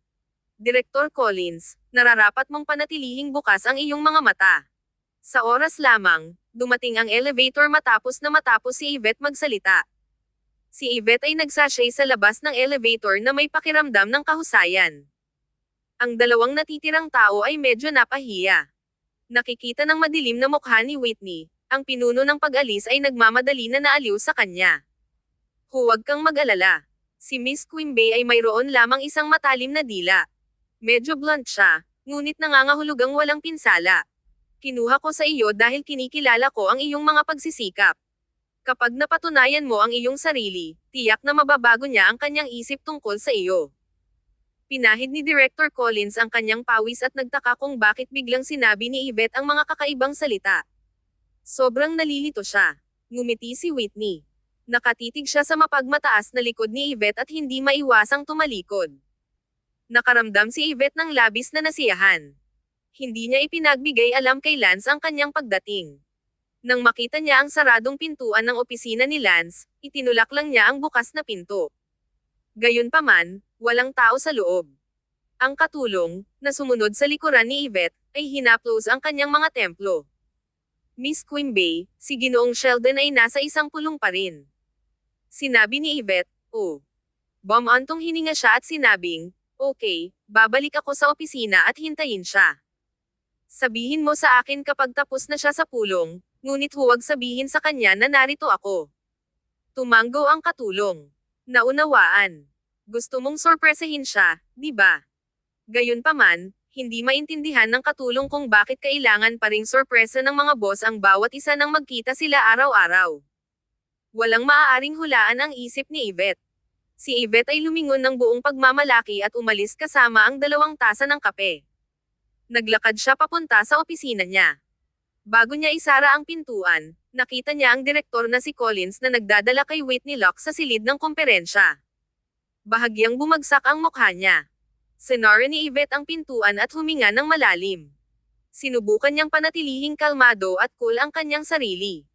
Naisip niya, hindi ko pinahihintulutan ang aking sarili na maapektuhan ng mga taong ito. Maya-maya pa ay sinabi niya sa sarili, kung pinagsabihan niya kaagad ang babaeng iyon, maaaring magpanggap na hindi ito nangyari. Kung hindi, ipaalam sa kanila na hindi ako dapat maging trifled. Naupo lang si Yvette sa kanyang tanggapan at naghintay. Lumipas ang 1 minuto, at ang kanyang puso na kalmado ay nagsimulang makaramdam ng pagkabalisa. Tumingin siya sa oras. 40 minuto ang lumipas. Inisip ni Yvette na magiging bigla ba ito kung dinala ko ang kape sa silid ng komperensya? Naisip niya ito at ginawa iyon. Kaya, naglakad si Yvette sa labas ng kanyang tanggapan kasama ang 2 tasa ng kape at dumiretso sa direksyon ng silid ng komperensya. Gayunpaman, nang itulak niya ang bukas na pintuan, walang laman ang silid ng komperensya. Walang tao doon. Nakita ito ng katulong na malapit dito at nagmadali na tumakbo. "Miss Quimby, katatapos lang ang pulong. Wala akong oras upang pumunta at sabihin sa iyo. Dahil ang mga mantsa ng tubig sa mesa ay hindi pa rin nalinas, alam ni Yvette na ang katulong ay hindi nagsisinungaling." Ngumiti si Yvette. "Nasaan si Ginoong Sheldon?"